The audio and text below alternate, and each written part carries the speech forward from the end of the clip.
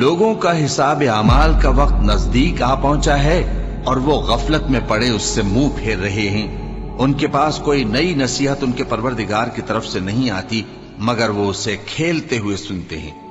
उनके दिल गफलत में पड़े हुए हैं और जालिम लोग आपस में चुपके बातें करते हैं कि ये शख्स कुछ भी नहीं मगर तुम्हारे जैसा आदमी है, तो तुम आंखों देखे जादू की लपेट में क्यों आते हो।